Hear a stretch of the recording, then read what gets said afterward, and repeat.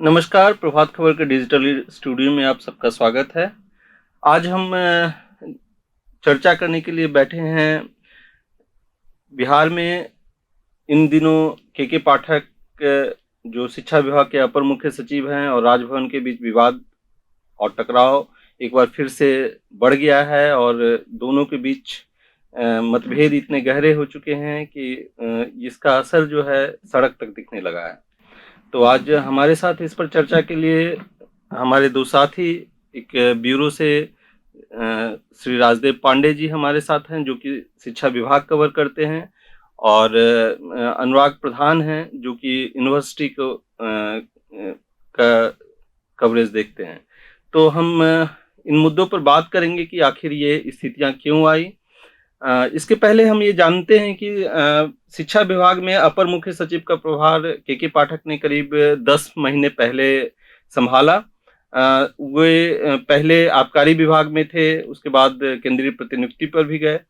तो उनका लंबा अनुभव रहा है और जब भी वे जिस विभाग में रहे तो काफ़ी चर्चित रहे हैं। वे अपने कड़क अंदाज के लिए जाने जाते हैं। वे अपने जो विभाग में अपने तरीके से जो काम करने की उनकी शैली है, प्रणाली है, उसके लिए वो जाने जाते हैं। तो यही अभी शिक्षा विभाग में ये देखने को मिल रहा है। ये उच्च शिक्षा का मामला हो या फिर स्कूली शिक्षा का, वे अपनी हर जगह जो है वो अपने तरीके से इन चीज़ों को रेगुलेट कर रहे हैं। और इसका शिक्षा पर जहाँ कई जगह सकारात्मक असर देखने को मिल रहा है, लेकिन कई जगह ये कन्फ्लिक्ट भी सामने आया है कि राजभवन की स्वायत्तता का मामला इसमें अभी कन्फ्लिक्ट का इशू बना हुआ है।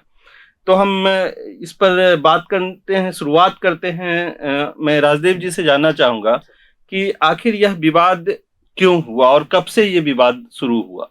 सर, दरअसल इस मामले में हमें 8 महीने पहले ही चलना चाहिए, जब इन्होंने प्रभार संभाला था के पाठक जी ने।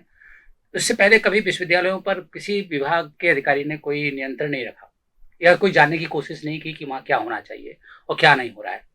क्योंकि करीब हर प्रत्येक साल 3 से 4 हज़ार करोड़ रुपए ये लोग उनके वित्तीय योजनाओं में देते हैं और पूरी सैलरी देते हैं।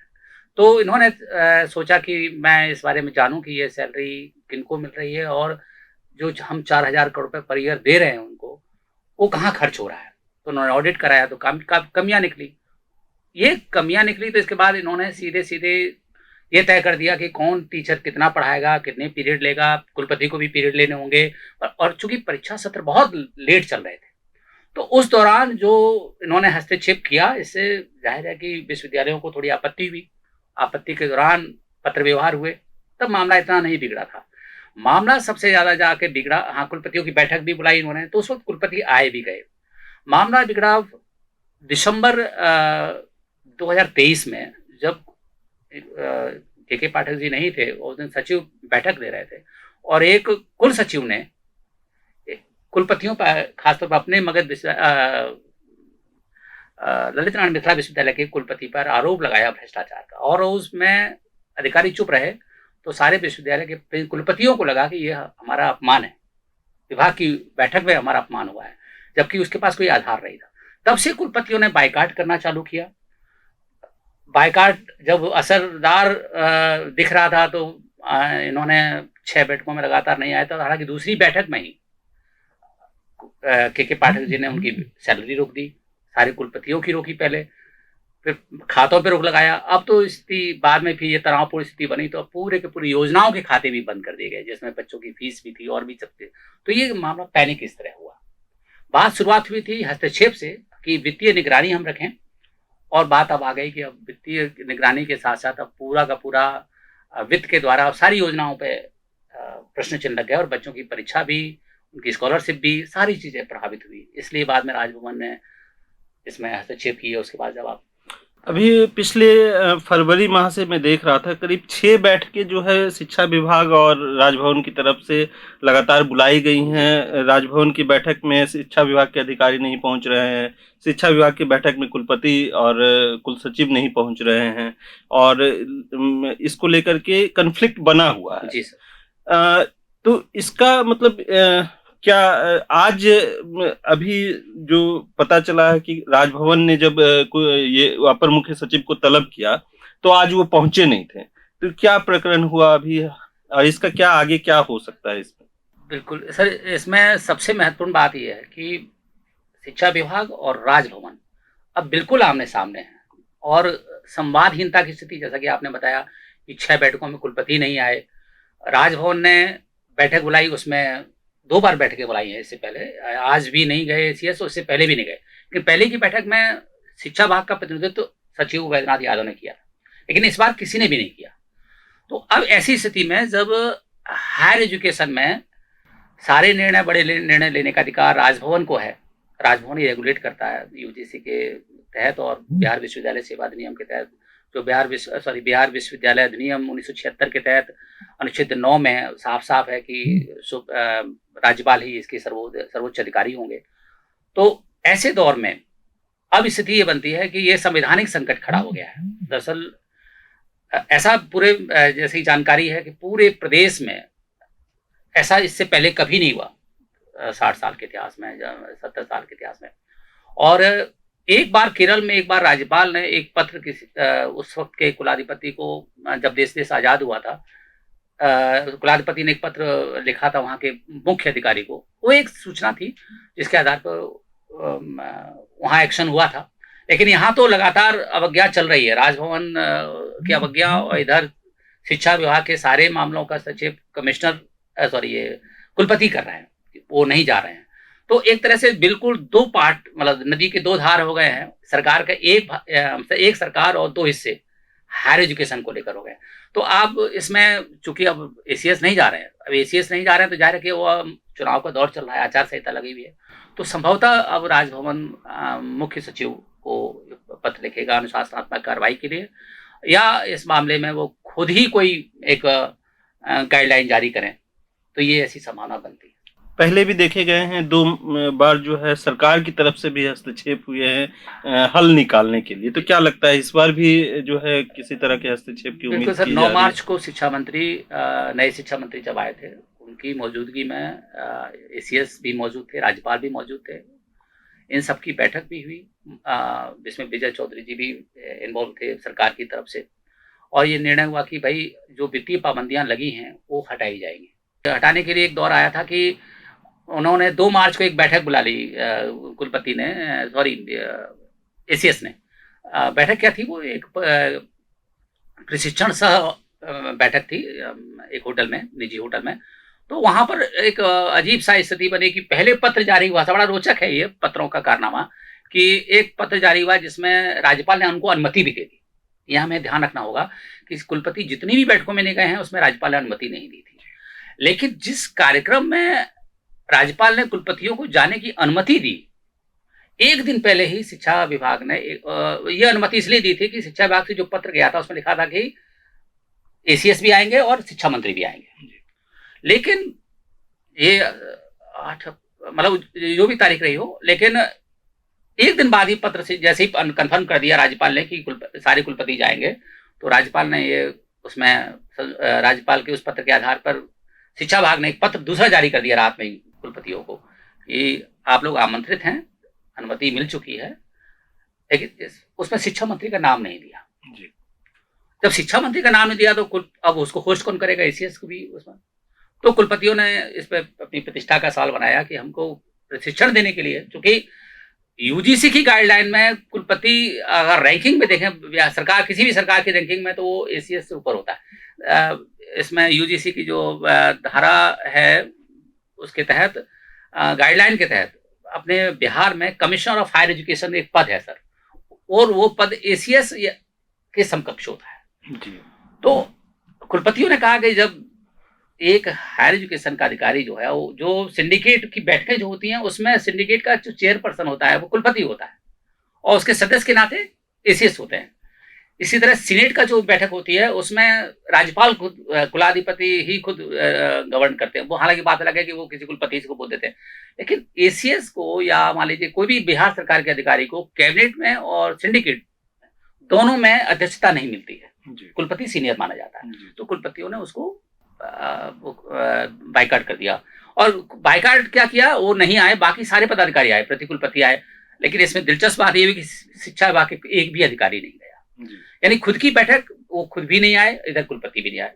तो ये वो दौर था। बाद में इससे पहले कुलपति ने उन्होंने कहा था कि अगर हमारी बैठक में आते हैं तो हम इनको कुछ समय के लिए इनके खातों को हम ढील दे सकते हैं।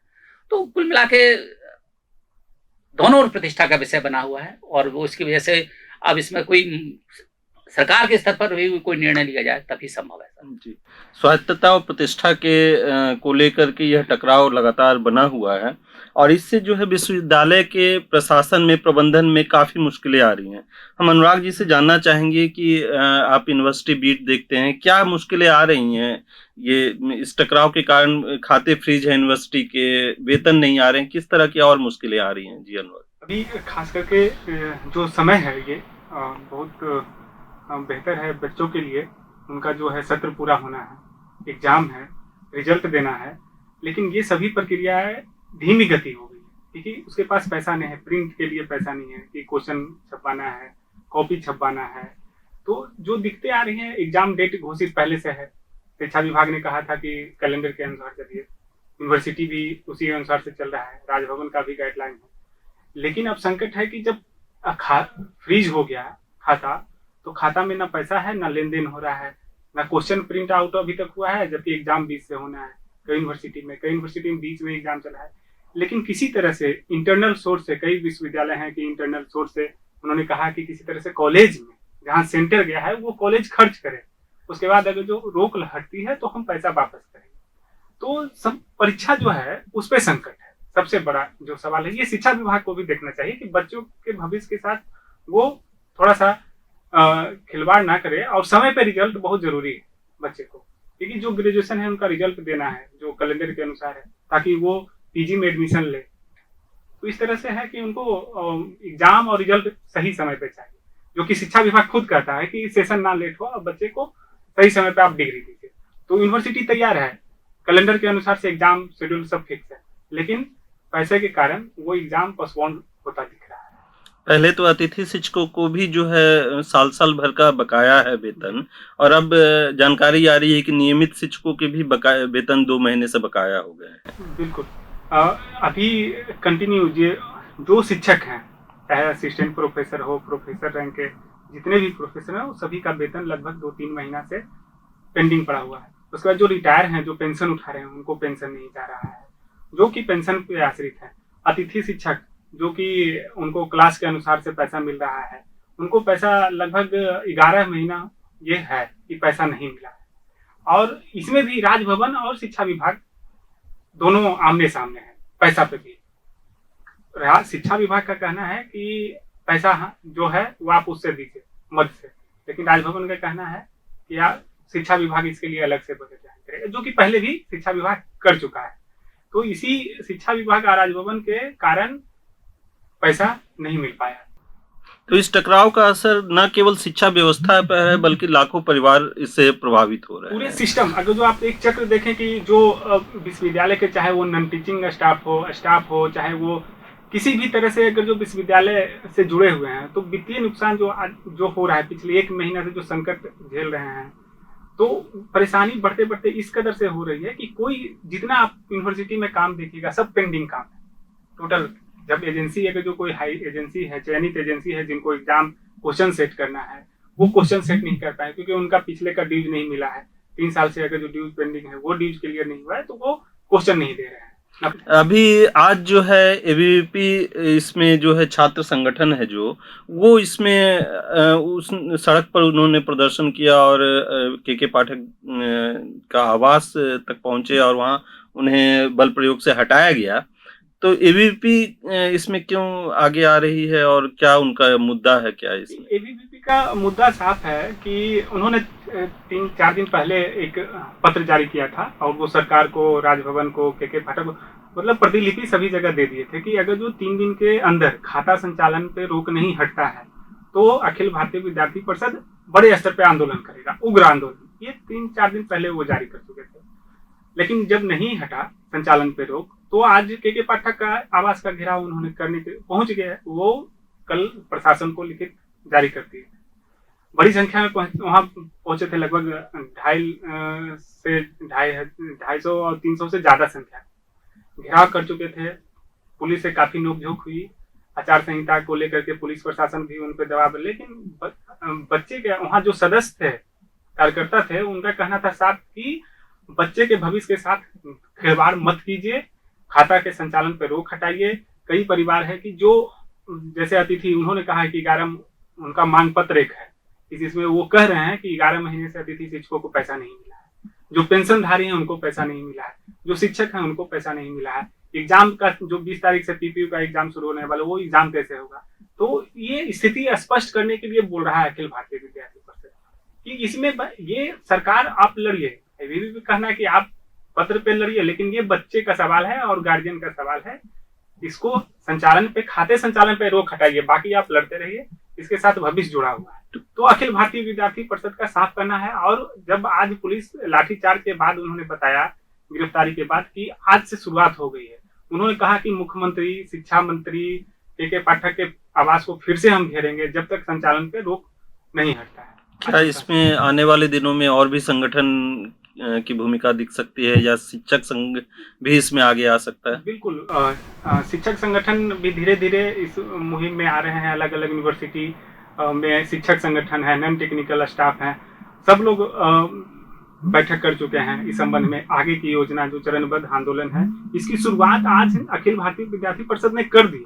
अब आगे अलग अलग संगठन वो तय कर रहे हैं इस संबंध में, तो जल्द ही सड़कों पे आंदोलन ये दिखेगा, उग्र आंदोलन होगा। जी, पश्चिम बंगाल का और पंजाब सहित कई राज्यों में ये उदाहरण देखने को मिला कि जो है कुलाधिपति जो है खुद मुख्यमंत्री जो है कुलाधिपति का पद ले रहे हैं, तो जिससे कि सरकार और जो ये राजभवन का जो टकराव है वो ना हो। तो क्या जैसे बिहार में भी 3 जो नवनिर्मित विश्वविद्यालय हैं उनके कुलाधिपति मुख्यमंत्री बनाए गए हैं, तो क्या यह आने वाले दिनों में क्या राजदीप जी, क्या इस ओर जा सकता है मामला कि ये मांग उठ सकती है कि विश्वविद्यालयों के कुलाधिपति मुख्यमंत्री ही हों और ये टकराव की स्थिति ना बने?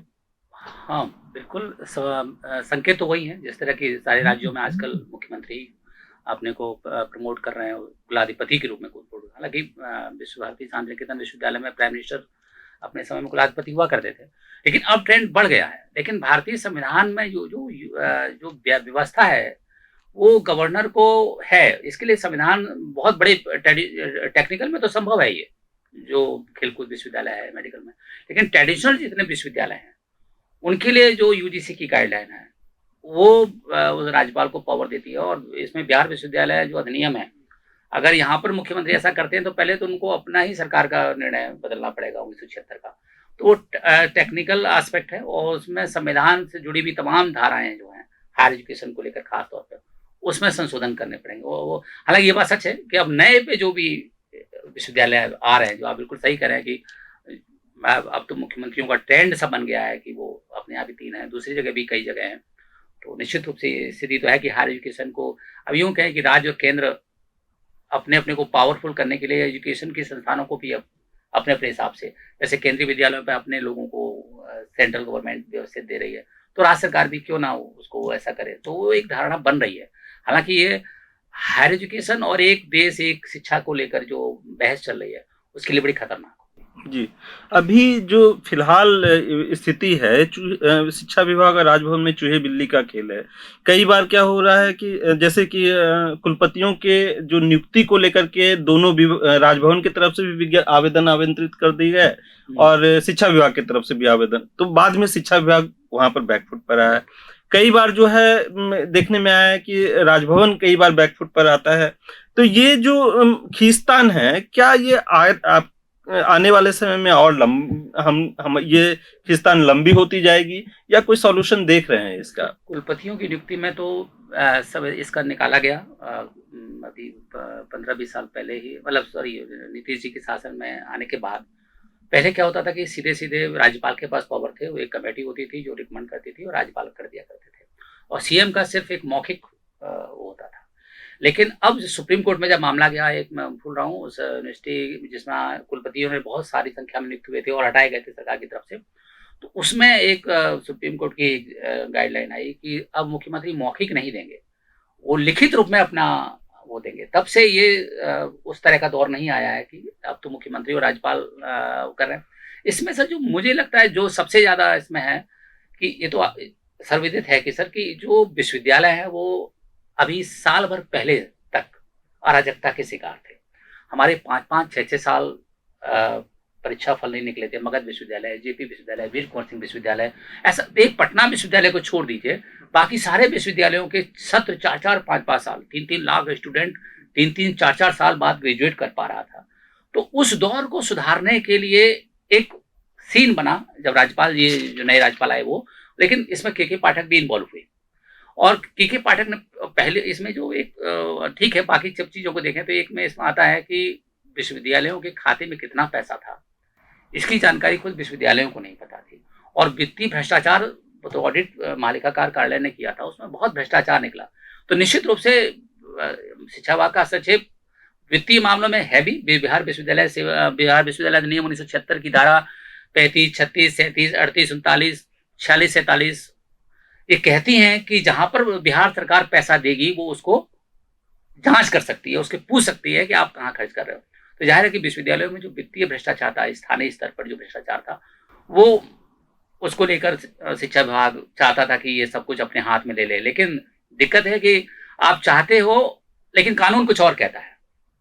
चाहिए था ये कि राजभवन और शिक्षा विभाग मिलकर कुलपतियों के अंदरूनी जो भ्रष्टाचार हैं, विश्वविद्यालयों के भ्रष्टाचार हैं, उसको समाधान करता।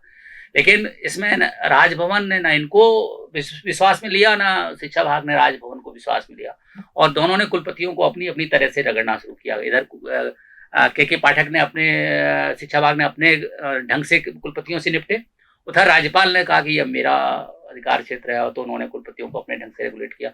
निश्चित रूप से ये हायर एजुकेशन का सबसे बड़ा संवैधानिक संकट है बिहार के लिए। इसमें सीएम कायदे में तो सीएम तक बात गई भी थी, पत्र भी लिखे थे, लेकिन चूंकि चुनाव चल रहे हैं तो अभी तो फिलहाल इसमें कुछ नहीं है।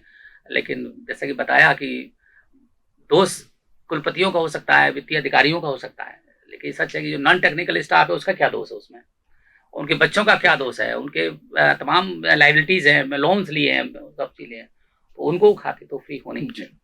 तो कुल मिलाकर ये टकराव जो बना हुआ है, इसका खामियाजा जो है शिक्षा व्यवस्था और शिक्षक, छात्र और बाकी परिवारों पर भी पड़ रहा है। तो यह टकराव कैसे खत्म होगा, क्या इसका हल निकलेगा, यह भी कहना बेहद मुश्किल है। शिक्षा विभाग जहां अपने वित्तीय योगदान के कारण अपने वित्तीय अधिकार को सुरक्षित रखना चाहता है, उसके कारण से वो उसको रेगुलेट करना चाहता है, वहीं राजभवन अपनी स्वायत्तता का हवाला देते हुए कुलपतियों को प्रशासनिक नियंत्रण में रखा है, और वो ये टकराव गंभीर होता जा रहा है। तो इस पर हम उम्मीद करते हैं जल्द कोई सकारात्मक समाधान निकले, ताकि बिहार की शिक्षा व्यवस्था जो एक तरह से अभी संकट में है उसको तुरंत इसमें समाधान मिल सके। बहुत बहुत शुक्रिया हम सबका, आप सबका। प्रभातखबर.com, विश्वास वही, रफ्तार नहीं।